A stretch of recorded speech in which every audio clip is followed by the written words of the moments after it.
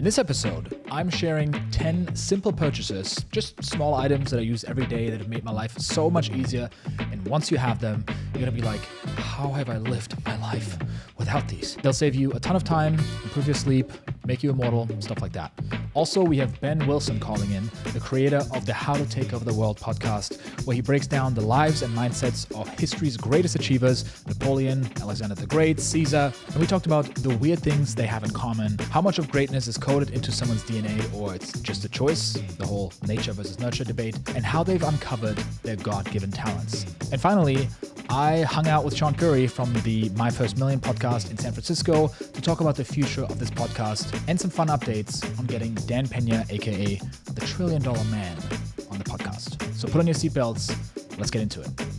I've prepared a list of 10 items that will make your life so much better, and you're gonna say, how could I have lived without these in my life? Whenever I have friends over, they see these products and they realize I've been living a 4 out of 10 life. Okay. So this is going to make us live a 5 out of 10 life? With each item is 1 extra point. Got it. And some of them, they're just $15. Others are more expensive. And all of them have 100x ROI. Ready? Lead the way. Cool. First one. You're going to love this one.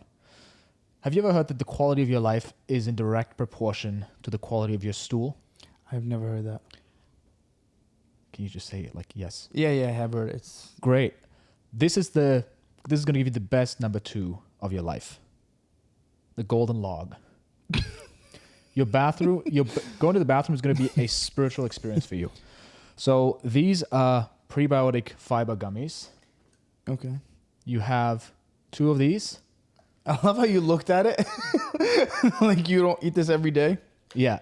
These are really good. Like if there's just regular candy. I think they're made for you. Well, we'll see how my number 2 feels. Next one. You've heard of the top 5 regrets of the dying, right?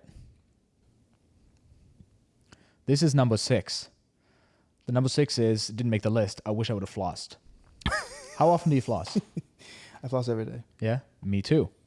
But you know what a pain it is when you have to like floss and you have to give 2 fists in your mouth trying to get, This is I use the floss pick. Here, I give you an even better level up. This here is the floss pen. Makes flossing so easy. So you have this pen, and then you get these adjustments right here, these refills. They have a little mint flavor.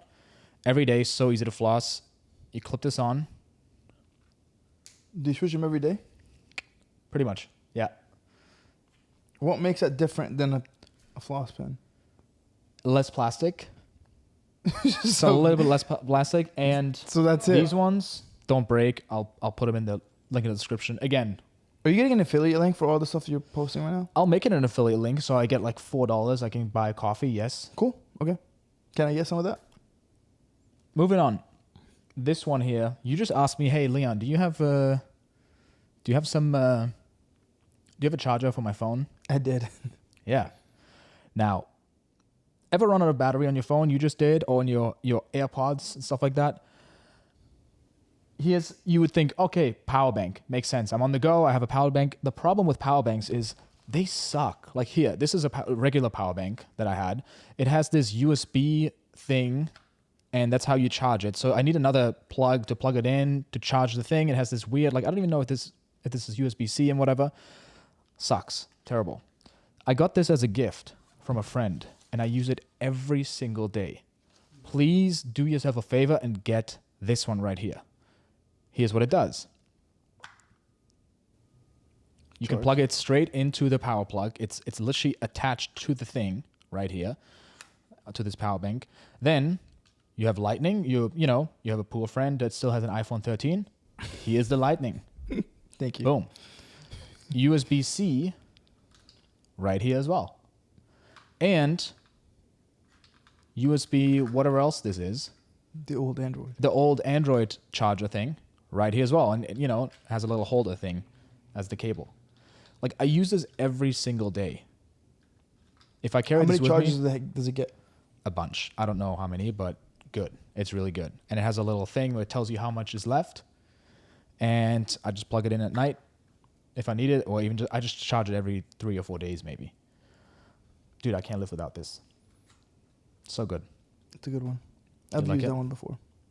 Next question. What do you do when it's the middle of the night and you go to the restroom? Are you the kind of person that just is a psychopath and turns on the light? You don't. Yeah, you just don't turn on the light. That screws up your sleep, and then you stay up. Now, the problem is I don't have any light coming into my bathroom. So what I have, this has been a game changer, is I have red LED light strips around my mirror that are just that I can just turn on with one click, just any light switch. And it's so nice because you don't have this this sense where, when you turn on the light, it's dark, and you turn on the light, it's like burns your eyes, and you can just, your circadian rhythm is going on a roller coaster. Red light doesn't disrupt your circadian rhythm. And man, like whenever I had a friend come over and they've seen this, they're like, oh my God, I need this. And then just evening lights, I think. So I have these ones in my apartment, like there's one behind me as well. They turn on in the evenings when, the sun comes down. They turn on automatically. They're scheduled. And then they turn off at 10:30. So when I see these lights go off, I know, okay, it's time to, I should be in bed right by now. So it's a really good, visual cue to tell you, first of all, to have you wind down because it gets you in the mood, the low, red light, warm atmosphere. And then when it turns off, it tells you, okay, you got to go to bed, buddy. Dude, yesterday was the first day I went to sleep at 10:30. It was incredible. This literally will support you in your sleep rhythm and pattern. This has been a little hack, and it makes a difference for your sleep. Also, this is another little weird thing that I have. But when it's late at night, I turn off pretty much all lights unless it's a red light, and I walk around with this thing. This is a red light reading lamp. $15 maybe. I've had 4 friends who saw me walk around with this because I clip it on like this, like a nerd. When I go into the kitchen, I do dishes, whatever. Oh, your lights all off? And 4 friends of mine were like, I'm getting this too. How have I been living without So your this? whole night is just, everything is turned off? Yeah. Okay, good to know. And then also living downtown, again, so much light comes in. In the US, there's just really, really bad, blinds.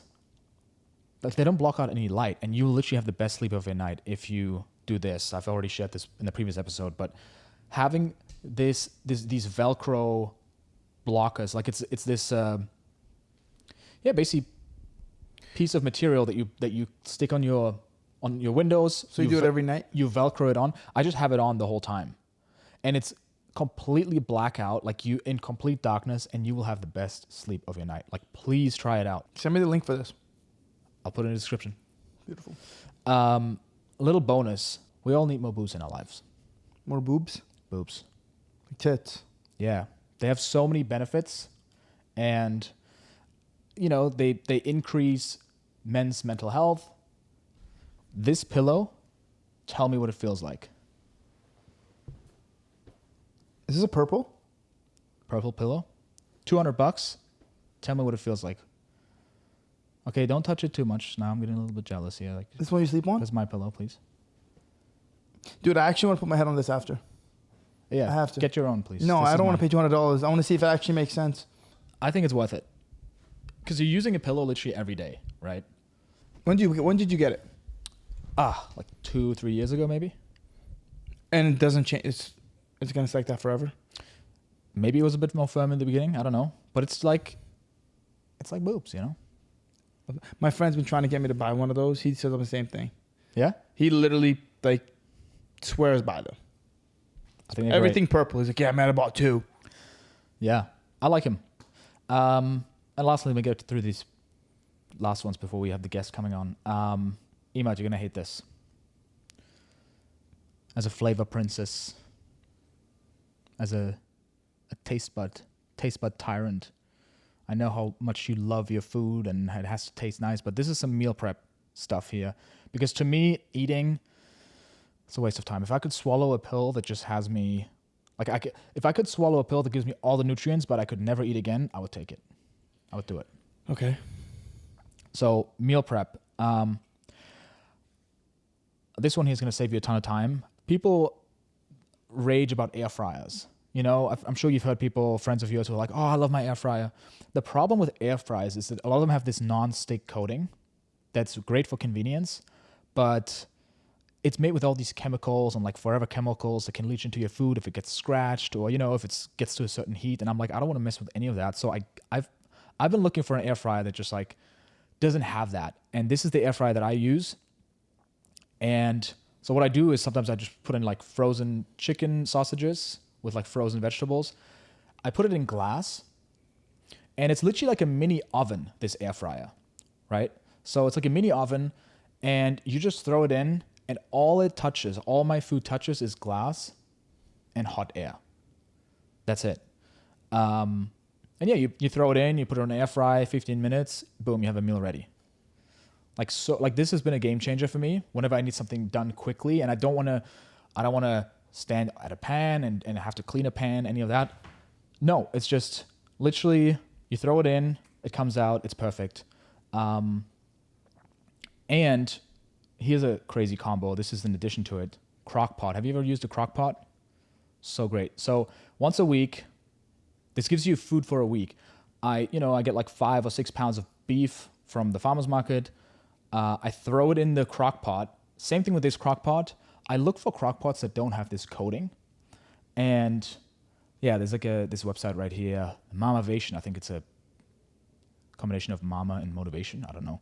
But, they were talking about the non-toxic cookwares. And, there's all sorts of stuff. There's like aluminum, and then like forever chemicals, all that stuff. And this is one of the best ones at the very bottom, the ones that they recommend. Because it's just ceramic material. It costs like $50-$60. And I literally have like 5 or 6 pounds ready in like these glass containers that I, just beef.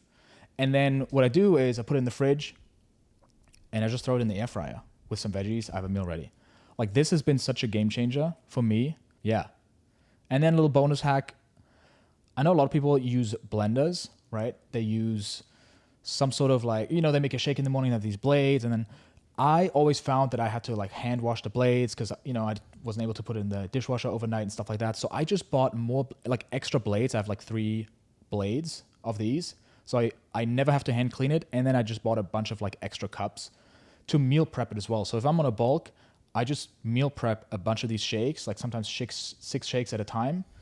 And then all I have to add is water or milk, whatever the shake is, right? But it's like dry ingredients, and such a time saver as well. Efficiency hacks with Leon Hendricks. Yeah.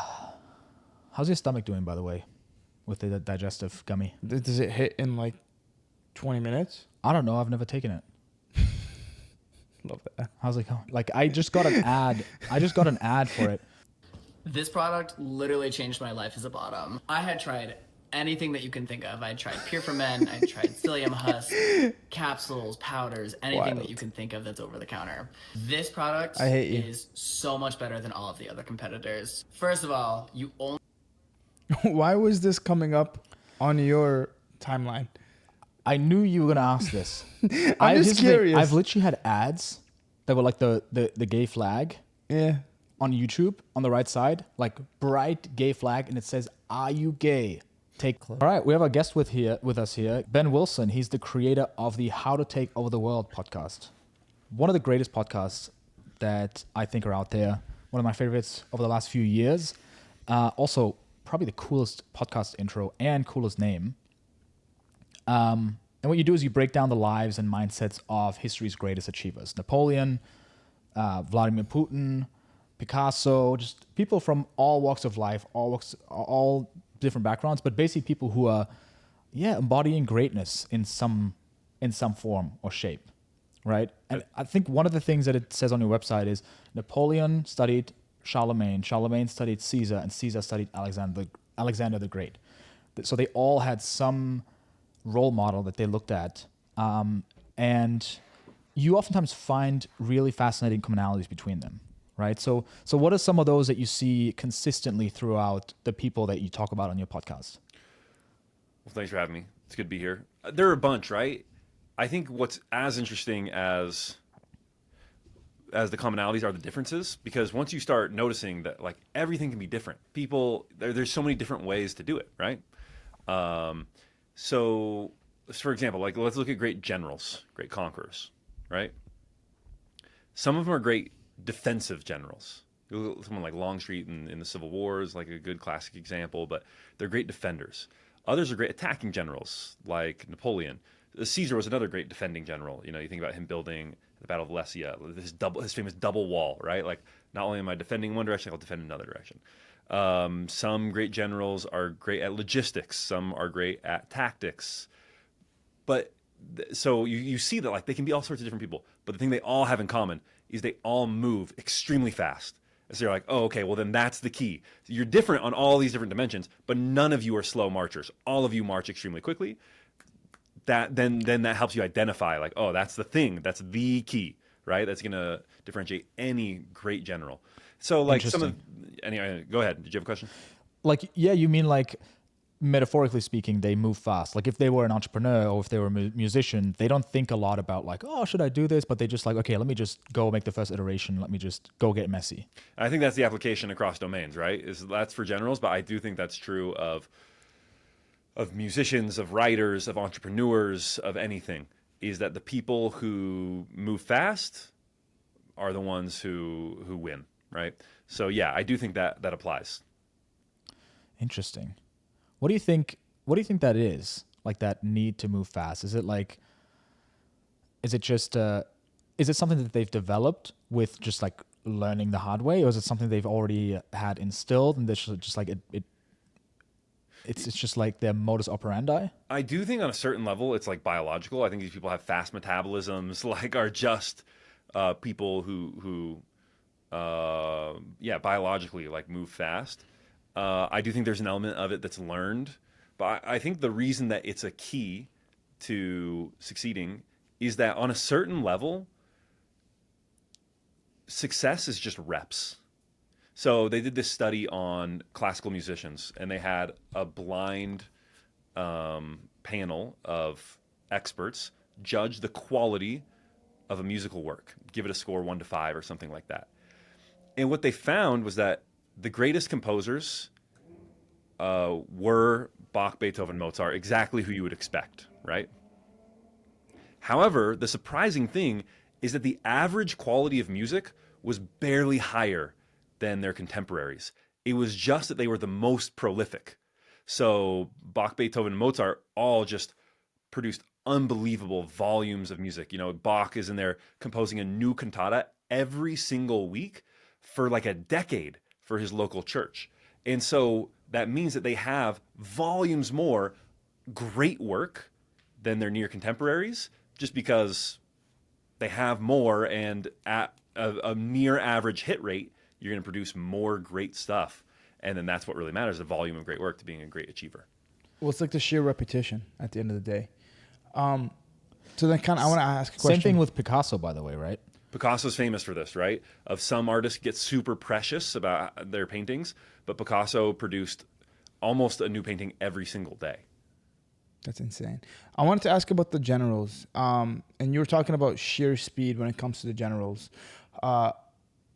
When they were learning from the greats, like let's say when they were learning from Alexander the Great or Napoleon or whatever their mentor was, what were the key components of study that they actually had to learn before they actually went into battle? So for instance, like you said, like one learned attack, one was more defensive, one was more tactical. What was kind of like their process of learning? You know, it's interesting. I think it's more of like a spiritual connection than anything else, right? So there's like a famous story because it goes back even before Alexander. So Alexander would keep a copy of Xenophon's Anabasis, was like the one that he studied, right? Not as many people know that, but he kept a copy of it under his pillow at night. And so, like, what are you actually learning by keeping a copy under your pillow? Nothing. You're not reading it, right? I guess I'm sure he would read it from time to time, but it's more like the spiritual connection. You know, you think about Julius Caesar, and he is an up-and-coming Roman aristocrat. He's doing well, but when he's like I think it's 34, at that point, if he had died at that point, you would have said, yeah, you know, promising young kid, normal Roman. But he's stationed in Spain, and he has this moment where he sees a statue of Alexander the Great. He starts weeping, and his friends are like, "What's your problem? You know, why are you crying?"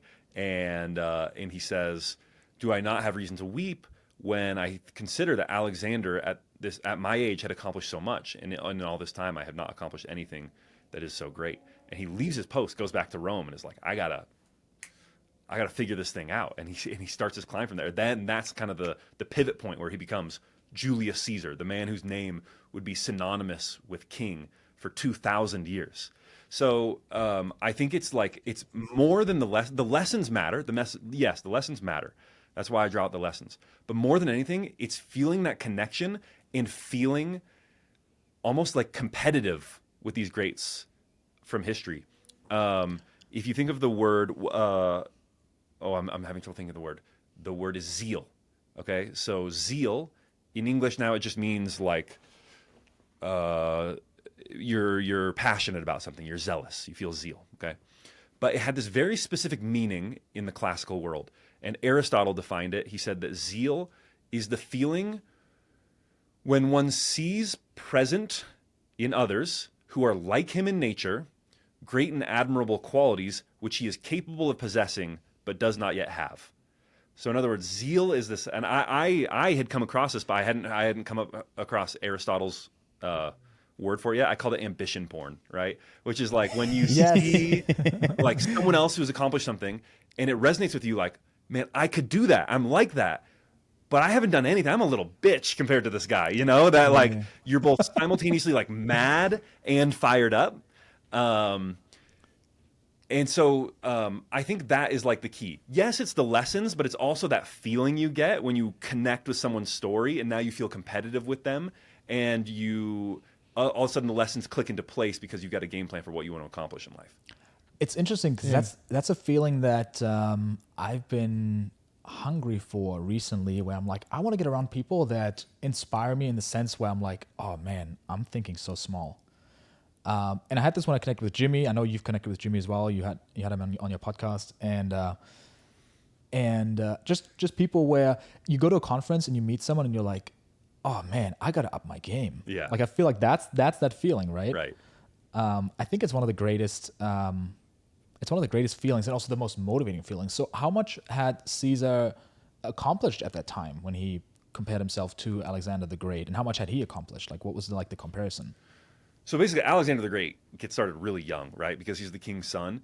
So Alexander the Great dies at age 35, and he's taken over the entire world, basically the known world at that point. He's conquered the Persian Empire, brought the entire thing into the Greek world. He's also subdued and conquered Greece, basically. So for the Greeks, that's kind of the whole world. The stuff that's further west of them, like Rome isn't a power yet, they don't really care about. He's conquered Egypt, which is very wealthy at the time. So like the places that matter, Alexander has basically conquered. And he has also, like, he's been an adventurer, he's explored, he's been to India, which basically no one from Greece had really been there, and he's conquered areas of India, which even though he isn't able to make big conquests is like really impressive. He's seen war elephants, he's charted areas of the world that no one has charted before. So he's both like a conqueror and an explorer. And Caesar has been, it's interesting, they have this term in Rome, which is called a man of your year. And what that basically means is you're expected to climb a certain ladder as a Roman aristocrat, right? You run for, you become a senator, and then you run for quaestor, and then you run for aedile. I'm probably getting the names wrong, but then you run for consul. And so a man of your year means that you hit all the benchmarks. You, like, the year that you're eligible to become a senator, you become a senator. So it's basically like, do you graduate from high school when you're 18? Do you graduate from college when you're 22? Do you get the job at McKinsey straight out of college? Do you get into Harvard Business School the first year that you're eligible? And so Caesar was a man of his year. He was hitting all the benchmarks, but he hadn't done anything exceptional, anything to set him apart from anyone else. Yeah, nothing for the history books. Nothing for the history books. You would not know the name of Julius Caesar at that age of 34. Wow. So then when did you really hear about him? I mean, now we hear about his stories, but when was the shift right after 34, and then 35, 36 he started? So basically he comes back from, So the reason that you hear about Caesar, he comes back, he runs for, he climbs the ladder some more, actually goes back to Spain, has some conquests there, then comes back, runs for consul, which is the highest office in Rome. And his time as consul is very remarkable, in that Rome was badly in need of some reforms. That it was just too mired in the old ways and all these competing interests, and it was too bound to tradition, and no one could really see through these reforms. And Caesar was like, hey, I don't care if people hate me. I don't care if people think that this is not the way you're supposed to do things. I am going to see through these reforms. So he sees through the reforms. Then he leaves for 10 years, conquers all of Gaul, which is basically France, Belgium, Switzerland, and brings all of it into the Roman Empire, basically. And then is basically declared an outlaw. So marches on Rome, fights a big bloody civil war, and then turns Rome. Rome had been a republic, turns it into the Roman Empire, which it will be for the next, depending on how you define it, few hundred or a couple thousand years. So that's why we know Caesar. What's interesting is the name Caesar comes to literally mean ruler in Latin. And so that gets translated into German as Kaiser, and it gets translated into Slavic as Tsar. And so, Caesar, Khazar, Tsar. So his name literally means king. In like all of these languages, all throughout Europe, Caesar means king for the next 2,000 years, which is amazing. Like his name, he succeeded so hard that we don't even know when we're saying king, we are saying Caesar. There's probably also a counterpart, right? There's somebody who was such a loser that like there's probably some guy, his name was like, oh, my name is Pesante. And he made it, he just was the counterpart, the shadow part of Caesar. That's a good point. I gotta find out who that is. Yeah. Yeah, right. Dude, that's so fascinating. Yeah. So are you saying there's hope that if somebody was entering their 30s, they could still make it into the history books and just, or was he already on track to be that? Because I'm thinking about, like, we have debates sometimes, Imad and I, about nature versus nurture, right? There's the belief that like you can be anything at any point, it's just a choice. And at the same time, the older I get, the more I'm like, like a lot of it is destined by your biology, your DNA. Like, do you have the high energy DNA, the move fast DNA that you talked about earlier, right? And so what have you seen? Are there many examples of people who've done it later in life and they just had a very normal, boring upbringing? Or do you think it's just like people just have a certain DNA, like that conqueror DNA? It's interesting. I read some quote, I can't remember who it was from, who basically said, every man before he turns 30 believes in the back of his head that he could have been James Bond. Like if I had just locked in for 2 years, I could have been the baddest dude at anything, right? I could have been the quarterback in the NFL, could have been the greatest footballer in the world. I could have been the billionaire CEO. I could have done any of those things. I could have been the world's greatest musician. I could have started a rock band. If I had just locked in, if that's what I had wanted to focus on. But once you hit 30, you start to realize like, actually I've got some hard limits. There are some things I'm good at. There are some things that I'm bad at. So there's definitely a component of each. There's a component of nature. There's a component of nurture. I don't know how much it helps to focus on the nature element of it. It's like, look, you might as well believe that you can accomplish anything because your limits are your limits. The thing I always say is, let the world crush your dreams, right? Don't try and like evaluate and be like, well, actually, I'm not that good at this, so, why try? Or like, dude, just go for it. So many people just crush their dreams before they even try. And there's so much you could accomplish if you would just say, no, I'm just going to go for it. I'm going to put myself out there. I'm going to try. And let the world crush your dreams. Let the world crush your dreams 10, 20 times before you give up on anything. So yeah. There is an element of nature for sure. I just don't know how helpful it is to think too much about it. Yeah, we talked about this before. Like the example that I bring is, think about all the people who are a waiter in LA for 10 years because they think they're going to make it in Hollywood. But when you look at them, that you're like, you're not charismatic, you are average looking at best, and you're just never going to be that. But then sometimes people break out, right? And so, my argument is, man, if you just look at what your limits are, like you can probably find an area where you actually excel. Like maybe you would be a great computer nerd, or you would be great with kids, and you know. But see, here's the thing. The thing with that is, I don't think that, and this is where me and him go back and forth. I don't think that is nature. I think that is nurture. I think you being charismatic. I think people, like, for instance, if you have very charismatic parents, the chances of you coming out charismatic are higher than you having very awkward parents that don't talk, that don't teach you how to communicate. So I think it's different. I think when it comes to more like biological things like athleticism and like fighting and like playing sports, basketball, like if you're 4'11" and you want to be in the NBA, the chances of that happening are almost extremely slim. So it's like, it's not going to happen. I think that's kind of where nature plays more of a part. But that's kind of my... But the brain is physical as well, you know? Like, I don't know why the mental should be that much different. Yeah, they probably have charismatic, but like the fact that they have charismatic parents just as much supports nature as it does nurture, right? Like they're probably, if they have charismatic parents, they're getting that those genetics. So Yeah. I think you can give Mark Zuckerberg the most charismatic parents in the world. yeah, He would still be lizard Mark mode. Zuckerberg's a great example because he's like taken class, like anything that dude could do to be more charismatic, he has done, right? Yeah. So it's like Mark has maxed out his potential for charisma, and it's you know God bless him. He's more charismatic than he was for sure. There is something endearing about like his self-awareness now, but you know he's not that charismatic. And he's almost at the point where he thinks he might be tricking us. But we can all see, like, okay, like I know you now have the broccoli hair, but like you're still you're still not cool. Dude, and it's fine. He's a badass. That's Elon. Well, I think too, it depends what you're talking about, right? Because I think like it is a good idea to relate it to the physical. So for example, is athleticism genetic? Yes, of course. Athleticism is very genetic. Can almost anyone get in really good shape? Yes. Like almost anyone through hard work can put themselves in the 90th to 95th percentile of like being in shape. Can anyone put themselves in the 99th? No. To go from that like 95th to genuinely elite, you have to have natural ability.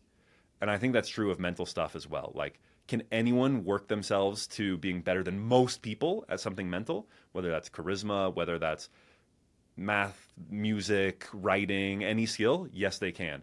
Can they be genuine? Can anyone be Picasso? No, anyone can't be Picasso. Can anyone be Steve Jobs? No, anyone can't be Steve Jobs. Can anyone be Napoleon? No, anyone can't be Napoleon. To be genuinely elite takes special natural talent. And the other thing that's like, I think mixes people up about this is I played tennis, and I was playing at the local college, BYU, and they've got a pretty good tennis team. And I was playing next to some of the college players were hitting around, and I'm looking at them and I'm like, dang, these guys move so fast, they hit so hard, they're so athletic, they have every shot. You just watch them and you're like, man, wow, these guys are so far out of my league, I could never hit with these guys. Then I go to the US Open, and I'm watching Nadal and Djokovic and Tsitsipas and like these amazing players. And I look at them and I'm like, whoa, I think I could hit with these guys. Just like that's my natural feeling. Because they make it look so effortless, you can't see the effort, right? That's the difference between someone who's good and someone who's truly great is it looks hard when someone's good. When someone's great, it looks effortless. And so I think people get a skewed idea of like how talented people at the top are. That's insane. That's one of those like profound nuggets you just drop that really, really resonates.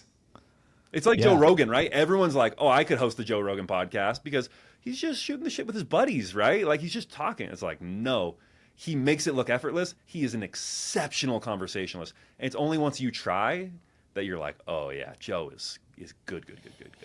Yeah, and it's again like thousands of iterations, right? Like he's been doing it for what is it, a decade and a half now? Yeah. And I think it's like the volume, like you said, the volume game, and also like the number of iterations that you do. But I also really like what you said about it being kind of like you can get to the 95 percentile with just pure skill at a specific thing, but getting to that level, and that's where you add the nature element in. And I think that's a better way of like working it, where it's like they both go hand in hand, but there are some individuals that just have this specific gene or that like thing in them that is like, you are destined to be this person. You are destined to be this person. This is your like zone of genius in a sense. Yeah. Yeah. Whether you know it or not. Totally. I mean, it's like, I think a lot of times nature versus nurture, people are talking past each other. So for example, I am like naturally a very lean person. Okay. I'm not super strong naturally. Okay. My max bench press, and I've been lifting for forever. My max bench press is 250 pounds, and it's never really going to go above that unless I decide to juice someday, right? But here's the thing. I looked it up the other day, and 250 pounds is like, it turns out it's like 98th percentile, right? And so it's like, it's true. Like, that's just not where I'm naturally gifted. If I tried to be a professional weightlifter, I'm just never going to get there. I'm never going to get there. So if that's what you're talking about, then like, yeah, I'm hard capped. But if what you're talking about is like being better than the vast majority of people, yeah, 98 out of 100 people, I have a bigger bench press than them if you look at the general population, right? So it's like, I think sometimes the nurture people are talking about that, are just talking about like anyone can be really good at anything. And that is true. But the nature people are like, yeah, but if you're going to be one of the greats, you're going to do something professionally, then you have to have that element of like, I was born Ben's to do trying to this. make us friends again. Yeah. Our friendship has been on the line because of this topic. So Ben, Yeah. I guess thank you. I don't think we're coming to terms. And yeah, let's move on from that. I take both stances. I'm like, live as if, once you've chosen your thing, live as if anything's possible, but also have that mind where you're like, okay, where do I have to be honest with myself here? Because I think some things, like, I've never seen someone be not funny and then become funny because they worked at it. Like, I think even comedians, when they work in their craft, at least they were funny in school. They were the class clown. Like, people actually thought they were funny. I don't think, like, that's a skill that I haven't seen anyone truly measurably develop. I'm curious though, what have you seen allowed these great achievers to find their thing, like their passion or their natural like edge? I think they tend to be like headstrong people. You know, like I say, let the world crush your dreams. Like headstrong people that just go 100% towards something, and then when it's not the thing they're supposed to do, like the world just kind of deflects them. It's like, nah, turns out you weren't cut out for this. And I think of Edwin Land, who's the founder of Polaroid. Great entrepreneur, great inventor, and he's interested in science. But then randomly after a year of college, he's like, I want to write the next great American novel. And so because he's that kind of person, he like takes a bus, moves to Chicago, is like gonna write the next great American novel, right? Goes headlong into it. And because he fully commits, then he can very quickly learn, oh, it turns out I'm not cut out for this, right? And so the world just has a way of like shifting that energy, and then he goes back into science invention and becomes great. I think a lot of people are like, oh, if I want to figure out what I want to do, I need to try a bunch of different things. But that's actually not what you see, is them trying a bunch of different things. It's like they actually are going from like, I am 100% committed to this thing. And then they're like, wait, just kidding, never mind. And they shift. Yeah, that's tricky, right? Because sometimes, like, it's so easy to, let's say, for example, start a YouTube channel or start a business, and you're like, man, I'm trying all these things, it's not working, but you really only gave it your 30% out of 100% of what you could do, and so you haven't even met your limit yet. And then people think, oh, it's just not for me. It's not my strength. And what I'm hearing is, when you max out like full effort, like all in, that's when you really meet your edge and see, am I cut out for this or not? Yeah, that's right. But I guess it's difficult for people to know where their 100% is at, right? Where they think I've given it my all, but there's just so much more left in the tank. That's so true. Yeah. Yeah. Knowing how to work hard is a skill, right? 100%. How do you learn? Many people never, and that's the thing I always say is, for many of these people, there's this period where they just lose their minds. Edwin Land actually has a really great quote about this, where he talks about there is a moment when a new invention comes where you just have to be there 24 hours a day, right? And then he says you burn out, you can't do this forever, and you shouldn't do it forever. Then he says you need to go home and be with other people and feel like a human again, is what he says. But for anything to get off the ground, there needs to be that time when you are just so locked in that you can shut out everything else.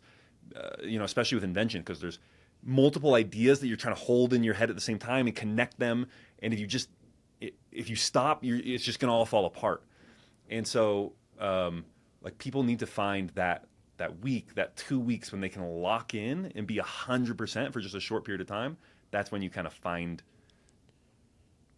something special happens.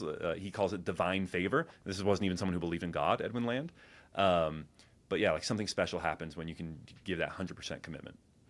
Dude, Nice. I couldn't agree more. I think this is something so profound that I think people don't have. It's that level of obsession that you're just talking about. I'm glad you agree with the guest. Great. this? That's the easiest way to sound smart too. You It's see- like, you see- actually, I agree with this. You see what we're doing? You see this, Ben? You see this?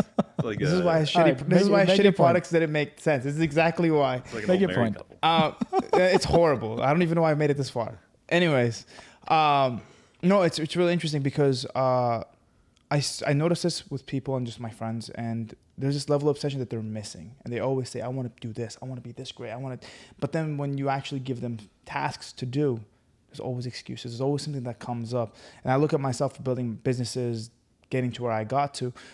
There was always this initial start. Like for instance, I wanted to write a book, so I spent 6 days in the house. I didn't do anything, but just focus on it. And I wrote a 6,000 word book within 6 days.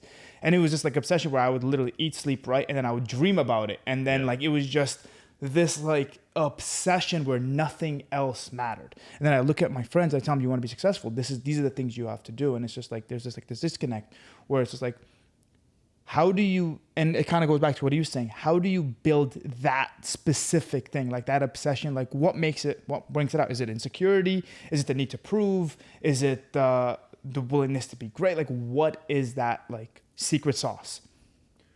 I think part of it is just knowing, of just doing it. When I started this podcast, I didn't know how to podcast, and then I got all the equipment. I set it all up. I figured out how to set up an RSS feed. I recorded my first 3 episodes. I did all the reading. I created the intro music from scratch. That was all in about a 2-week period. And I woke up, I rolled out of bed, and I started working on it. I didn't brush my teeth. I didn't shower. I didn't do anything else. Eventually, usually for me, it'd be around 11 a.m.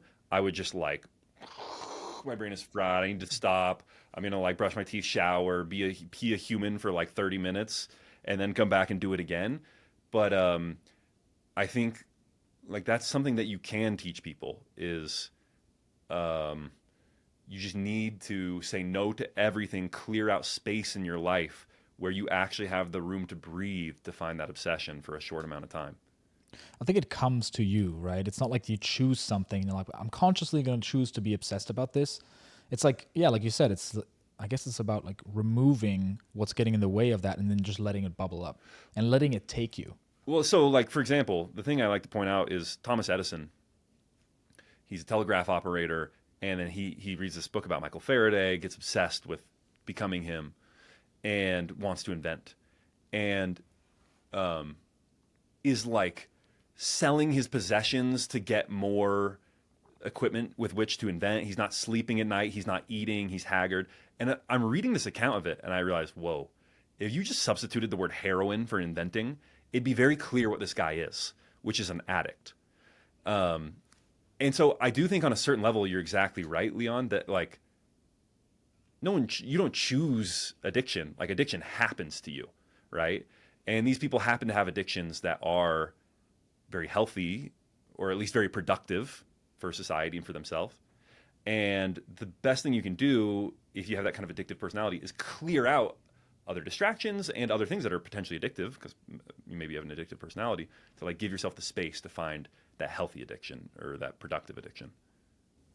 Yeah. I'm curious. So one of the things you said was there's no right or wrong way to do this. Like you have all sorts of different personalities. There are some commonalities like speed, and just like, yeah, just like this sense of urgency that they have, I guess, right? What are some of the things that they have in common that they don't do that maybe the everyday person does? Are there any patterns that you've noticed there? One of the Like on the interesting flip side of things it? is that they are completely, and this was like, it only dawned on me slowly, they are the least introspective people in the world. Like, What do you mean? little Wow. to no introspection, all of them, Imad, their you have interviews. chances. Like, all of Go them, they have these, what'd you say? Imad, you have chances now. Stop. Ben, please keep going. This is interesting. Like, all of them, like Steve Jobs, right? He's adopted. And all these people have this theory that, like, the reason he was so hardworking and so successful is he's trying to prove his birth parents wrong for giving him up. And so whenever people asked about him, it wasn't that he accepted that theory or rejected it. He did kind of reject it, but it's more like, yeah, I don't know. It's like, how could you not know? Like, how could you not think about this? Like, you're adopted. You'd think that would, like, do something to your psyche, right? And he just didn't want to think about it. And you see that across, like, all of these people. Walt Disney has this, like, horribly abusive father, and who would beat him with, like, a wrench or a hammer. He would beat him with the butt of a hammer. It's crazy.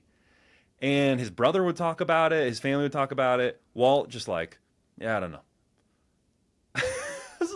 And my theory on why this is that they are so, it's like a shark who smells blood, and you want to, like, get a clipboard out and stop the shark and be like, excuse me, sir, can you tell me why you would like to eat meat, why you would like to chase this bleeding thing? And he's like, I don't know. I don't have time to answer your questions. Blood. I got blood. Yeah. And they just they can't be bothered to think about it. They're the least introspective people I've ever heard of. Yeah, it's funny because I think it can become a distraction where you try to psychoanalyze yourself and you're just overthinking it rather than just like, let's go out into the world and do something and meet the world until it stops you. Yeah, I think that's right. Right. I love that. Great. How would you go about picking your role model? Because it seems like everyone has picked someone, right? Steve Jobs picked Edwin Land. Caesar picked Alexander the Great. Like, how would you go about, like, finding or choosing a role model for you or someone to aspire to or get inspired by? Listen to How to Take Over the World. No, but Great. I do think I'll put in the link in the description. Yeah. Check the link in the show notes. I do think, though, that, like, one of the best things you can do is just expose yourself to those stories. And again, when you find that right role model, it just kind of resonates with your soul in a special way, and you realize, like, oh, this is it for me. And so I think exposure to more of those stories.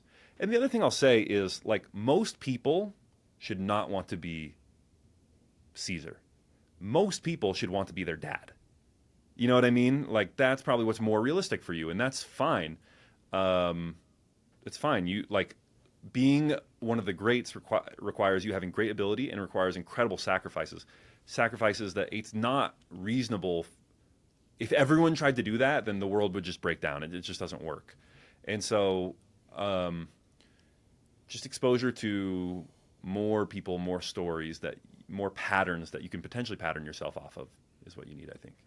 Yeah, I guess you would want to pick someone who has a similar personality or outlook on life as you are, or certain values or an end goal, right? Like, I think Disney, for example, like you mentioned his horrible childhood, it was very clear that he was someone who said, hey, I'm going to end this cycle of parenting and I'm going to be a great dad. And he spent quality time with his kids, right? And the kids speak very highly of him.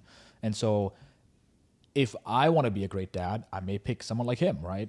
Or, like, he also had a very anal personality, right? Like, very controlling, to the point where when the fireworks went off in Disneyland behind the Disney castle, he would count every single firework and be like, hey, there were 4 missing, or whatever the number was, right? And he would be so, and then some people are just like, it's fine. Like, as long as they're not like that. So I think that probably also plays into that too, right?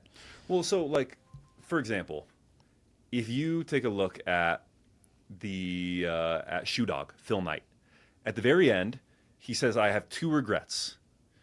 The one regret is that I didn't spend more time with my sons. And the other regret is that I can't go back and do the Nike journey all over again. And so he's like, I don't know how to square that, basically. Like, I do wish I'd spent more time with my sons, but like, I kind of wouldn't change anything. I loved this so much. And Nike is this beautiful organization with this incredible products, and like, that is a beautiful dream. Another biography, Larry H. Miller, is this kind of Utah guy. He starts a bunch of car dealerships, a bunch of movie theaters, a bunch of kind of like small businesses. And at the end of his biography, he says something very similar, but it's not tempered. It's just like, I screwed up. I should have spent more time with my kids. This wasn't worth it. It's like, yeah, because you did car dealerships and movie theaters. Like, it just, your dream wasn't beautiful enough to justify spending all that time away from your family. So, yeah, it's like most people probably should live a more normal life, spend more time with family. If you are going to make those type of sacrifices, you have to make sure that it's for a dream that's genuinely beautiful and worth it. Yeah, it's probably one of the saddest stories, right? Like hearing from a billionaire or someone who's achieved everything they wanted to, but then they look back and they're like, I wasn't really happy, and my kids hate me. So it sounds to me like if it's not really going to transform the world, then is that quote unquote not worth it? I don't think it necessarily has to transform the world, but I think it has to be something really beautiful, something you're really proud of. Yeah. Yeah. Who are some of the most inspiring figures that you can think of that most people may not know about? You know, I think we all know about the Caesars, the Napoleon, Walt Disney, but like, who are some like unspoken people that you're like, hey, you got to check out this person? Well, Horatio Nelson is one of those stories I really love. Just because when you talk about a beautiful life, this is someone, British sea captain, and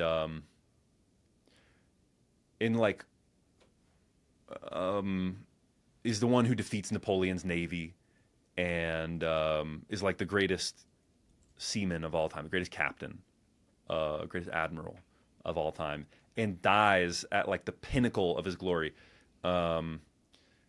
This is the Battle of Trafalgar, and Nelson had been obsessed with this painting of General Wolfe. This is a British general, and General Wolfe similarly like has this great victory over the French in Canada and gets shot and dies at the moment of his triumph, and this painting becomes very famous. And he becomes obsessed with it, and he talks to the painter and says, I hope you'll do a similar painting of me someday, which is a very odd request, right? Like, this is saying, I want to die in battle.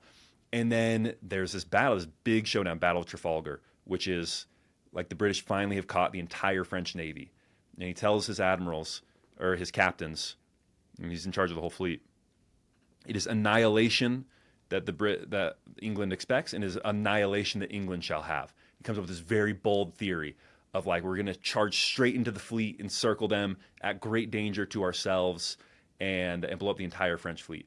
And his captains, this plan is so beautiful, they start weeping, and one of them comes up to him after he hears the plan and says, he's going back to his boat to command his boat, and he says, good luck, Admiral Nelson. I expect at the end of the day, I shall see you, with a great victory and in charge of 20 prizes. And he looks at him and he says, goodbye, Blackwood. I'll never see you again. Because he knows this is his moment, right? And so because of his strategy, which is charging straight at him, there's hardly any wind. They're just going 3 miles an hour, and they're just exposed to the French broadside for like a half hour. And he stands on his quarterdeck, like on the highest part of the front ship, wearing all of his medals. The French say that you can literally see him sparkling in the sun. Like, you can't miss him, right? And for just an hour, he's just getting shot at. And then finally, at the pinnacle of the battle, he gets shot through the chest, goes in, lodges in his spine, and kills him. But it's like exactly what he wanted. It's the death that he wanted, right? And so his story isn't as well known because he didn't found an empire of his own. But to me, it's like a great example of living a beautiful life. And he got the painting, like he got what he wanted out of life. That's so, I have goosebumps listening to that story. That's like a movie scene. It's like they didn't have movies back then, but he must have had a movie in his head where it's like, yeah, I'm going to be standing there like this with all the medals. I love this. I think there's something so primal about this too for us men. Like, have you heard of the meme that was going around where all these girlfriends were asking their boyfriends like, hey, like, do you also think about the Roman Empire? And the boyfriend is always like, yeah, like, I like probably like once a week. I don't know why. Like, and I did that too. And she believed it. And she was like, really? Because she saw the trend. So Horrible. funny. But yeah, how often do you think about the Roman Empire? Well, so I have like a cop out, right, which is every day, but it's kind of my job to think about the Roman Empire every day. Yeah. What about you, Imad? Every 2 days. Every 2 days, right? It's just, is it when you go to the bathroom or is it in late? Right before I go to sleep. Great. Yeah. What would Alexander the Great do right now? That's usually what I think. I love that. Great inspiration right before bed. Thank you, Ben. This was great. I love this topic. I love your podcast. We'll put it in the show notes for people to check out. And yeah, it's always fascinating to hear about these greats. Thanks for having me on, guys. This was a fun conversation. Awesome. Of course, man. Thank you. All right. See you soon. Dude, that was so interesting. Right? This is I mean, The more you know. it's one of the really inspiring types of podcasts to listen to, like the Founders Podcast, for example, as well. It specifically focuses on founder stories, right? Like Steve Jobs, Elon Musk, and even people that, Edwin Land was mentioned, the guy who made the Polaroid cameras. And he was then a role model for Steve Jobs. But also people like, have you heard of Raising Cane's? The chicken place? Chicken finger place. That founder, obsessed. Like super inspiring guy and incredible story and incredible mindset. And just like hearing his story, you're like, wow. You get really inspired. And there's so many people out there like that. So many great role What are the models. spark notes for a story? What's that? Spark notes for a story. He just had this obsessive dream about making Chicken fingers. chicken fingers. He's like KFC 2.0. Yeah, that's it. And kept the menus super simple. There's like 7 menu items only.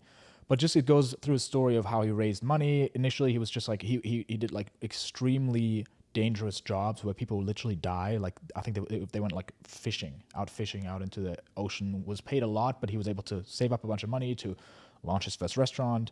And he put so much blood, sweat, and tears and love into it, into building the culture of it. And just like obsessed with making it the best product, the best chicken fingers possible. And Raising Cane's is not like any other fast food chain. It actually has a die-hard fan base of people who are obsessed with it. There's like lines and people love it. I've never gone. I've never even heard of it. It's by far not the biggest one, but it's a small giant. If that makes sense, right? Like a small company that, yeah, the people that love it, it's a cult. So, You know what's funny, man? When I first discovered Popeyes a long time ago when it first came out, dude, Popeyes was really good. The chicken was really, really good. But then, I mean, now it's definitely not as good. Like when I first had Popeyes, it beat KFC. So one of the things that they talk about too, or the founder of Raising Cane's talk about, is he doesn't have any worry about the other fast food chain restaurants because none of them are founder led. They're all big corporations that have a CEO that came in like a few years ago. That's a founder-led company. Like I had the vision for it, I'm running it, and I'm not here to franchise it and then sell it. This is my dream. My exit strategy for this company is death.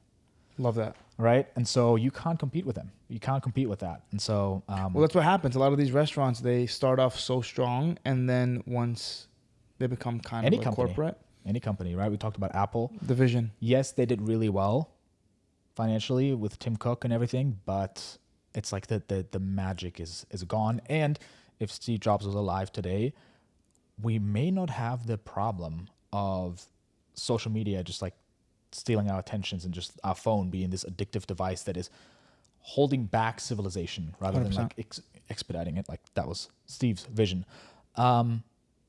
In the description, I'm going to put a Q&A question form where you can ask questions if you have any, if it's anything you want us to get into. Because I want to add a bit of a Q&A section at the end of the episodes. And yeah, so cool thing happened. You already know about it. After the episode with Shaan Puri, he reached out and we were, him and I talked on the phone. And yeah, we're talking about content. He loves the YouTube space, and he was like, "Hey, why don't you come out to San Francisco? We hang out for a day, and let's talk content ideas, like what could he get into and all that." And that was really cool. I flew out to San Francisco, wild city, so big. And yeah, went to his house, beautiful family. And Shaan, really, Shaan Puri from My First Million, in case you don't know. He's living the life, man. I think he's really the kind of guy who builds businesses based on what he enjoys. And so, yeah, I was telling him the vision that I have for the podcast, like where I want it to go. And I feel like I'm really getting my ass handed to me with this again. Like whenever I start something new, I remember when I sold my e-commerce company, I was like, oh, like now that I'm an entrepreneur, it's going to be so easy for me to start a new business. Like I could get into anything because I can do no wrong. I've just sold my company. It was a small business. It wasn't like a multi-million-dollar business, but it was like, sold it for like a bit over $500,000, like $650K. That was a lot of money at the time. And I went in to YouTube with this arrogance, and it took me so long to get anywhere. Yeah. And it's similar with podcasts right now. I thought it would be much easier, but what I'm noticing is it's very difficult, and this is what Shaan and I talked about. It's very difficult to get a new audience. And I think the key of the game is really, for what I want, is like retention of audience. And so I talked with Shaan about that. He's also thinking about launching something on YouTube, right? And he said something really interesting, which was whenever he's deciding on what's next, he likes to think about like, who do I want to work with rather than what should I do? Because like the most important thing is who you do something with.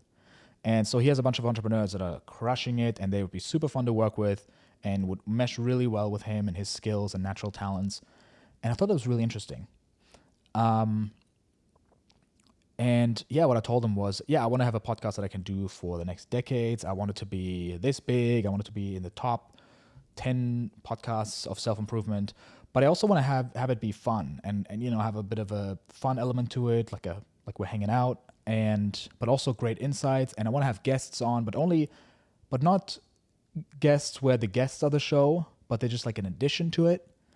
And then I want to have co-hosts that are my friends, and it's fun, and they're, and I want to be able to do it virtually and in person, and I also want to be able to, and so he kind of stopped me in my tracks, and he was like, well, you can do all those things, but it's almost like you're looking for lightning in a bottle, right? You're looking to check all of the boxes, and maybe you should consider, is there something you can do that gets you 80% there? It's not exactly what you want.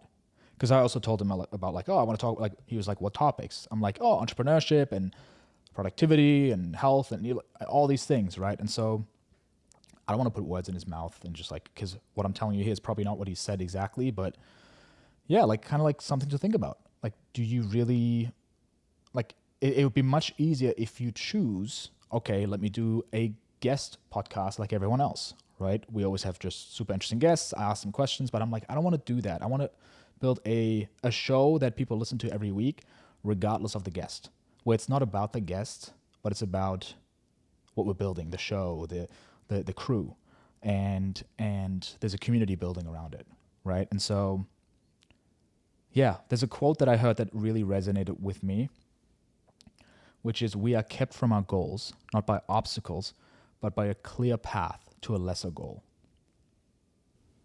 That's powerful. And I'm wondering if that's one of those things, right? Because here's the thing. I know I can make a podcast very successful if I do what everyone else is doing, what's already proven to work out there, which is you have a bunch of guests, you title the episodes with like the guest's face plus some text next to it, and then you just ask them really good questions. You have the big people on. I've already had episodes like that, on a brand new channel. The 4th episode I did blew up to 5 million views with Chase Hughes, that now became the Clips channel. So I can do that, but I know that wouldn't juice me up for the next 10 years. But it would just be, it's a clear path to a lesser goal. So, well, I think you're building the foundation right now. And I think the way you're doing it right now is relying on a foundation you built for something else. Compared to now where you're building a new foundation. Because like the YouTube channel that you did initially, that was the first foundation. It took you forever to get to that level, but you also built a strong, sturdy foundation. You're basically now you were in that channel, you were relying on the other foundations to sustain this new foundation, but it's a very different thing compared to now where you have to rebuild a whole new foundation for this new channel. Yeah, by foundation, you mean like audience or? audience, but also the skill set. Skills, yeah. Skill set's different. I mean, like a podcast, like before you would just go do really cool things and people wanted to know about these cool things compared to now where it's like you're talking about these cool things, but you also, this is not as, it can be as captivating, but it's not as captivating as quickly as like those kind of videos. So it's like, it's a whole new skill set. Now you got to learn how to keep people's attention with just talking. How can you say the right things without different things moving for me to keep you in line? It takes a lot of improv. It's very easy for me to present something well when I have it fully scripted out and I have it planned and I know what I can say at what point, and then I can edit it later on to fit really neatly where, you know, I'll do an hour and a half interviews with people and then cut it up into like 10 minutes. And then the rest I would fill in with talking head video where I'm just like guiding it, and then it would be a beautiful story, well edited, but it's a different game. Also, there's always the variable where you don't know how the guest is going to come in, and are they going to be in a good mood? Are they going to present well? Are they going to give you what you're asking for? Is it going to go into a whole different direction, right? And so it definitely is a lot of new skill sets, and it's humbling. I thought I'd be much further ahead right now, but I think that's a consistent experience, and it's like that delusional optimism that you need when you start something. Listen, man, I think we're doing pretty good. Yes. Here's the thing, we're making progress. So like I'm iterating like crazy. Like if you look back on the episodes, it used to be you and I, right? And then I improved the tech and like reacting to things, and the editing got better, and then I tried a bunch of different packaging styles. Then I had an interview on again. It did really well, but it didn't bring in the audience that's excited about what we're doing, right? So people are subscribing, but they're not watching. Then I had guests on. What I learned about the guests is that the friends who I respect most, that are listening to the podcast every single week, they stopped listening. And they stopped listening because they saw a guest and they're like, either I don't know this guy, so I don't care, or maybe they knew this guy and they're like, oh, I actually want to listen to this, or they're like, I know this person, I'm not interested, this is boring, so they wouldn't even click the episode. So now this episode was kind of like a test where, okay, what would it look like if it's us, I'm presenting a topic, I don't know how good the topic was with the Shittiest products, but anyways. Shittiest products, thank you. That should be the name of the title. Kick me while I'm down, while I'm being vulnerable, but like, oh, I'm not. Wow. Okay. Anyways, thank you, friend. But yeah, my friends basically they listen to it every week. 3 specifically, 3 guys who are, you know, they're smart, they're crushing it in business, and they listen every week. And I'm like, wow, that's great feedback. They said they like it when I present something. Also, I stopped getting texts. I used to get a lot more texts when it was just us.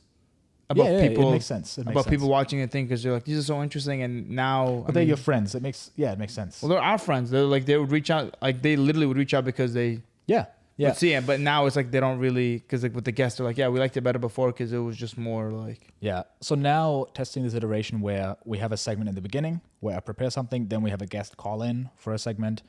And it's not about the guest, but the guest adds a cool topic to it, their expertise, whatever, right? And then final bit is for loyal listeners who just they want to know what's going on with the pod. They want to hear if Dan Pena is coming on the podcast. That's a big one because there are some updates. We're continuing to be in contact with him. So Dan Pena, in case you haven't listened to the episode, is one of the gurus of the week that we had in the first episode actually, and in the episode with Shaan Puri where we reacted to Dan Pena, his QLA seminar. He's known as the $1 trillion man. We love him. And he's someone who, you know, when you go to seminars, he calls you the C word and the R word and the B word and the F word and the all the words of all the alphabets. So what's going on with him? So we're still in contact with him for the for getting him on the pod. And so his assistant asked us a bunch of questions. Are you aware fully? Yeah. This was the best question. So, you know, they ask about what is the name of the show, who's interviewing it, and is a video. And at the bottom is, are you fully aware of his aggressive, harsh language and that he often swears a lot, saying words like C word, F word, etc.? That's why we're inviting him. Exactly. So producer John, he actually replied saying like, hey, we actually want Mr. Pena to call us the C word to our face. So I think that would be super We're fun not to have worthy. him on. We're not worthy. We got to wear a suit for that episode. Are you kidding me? Of But course. just the top.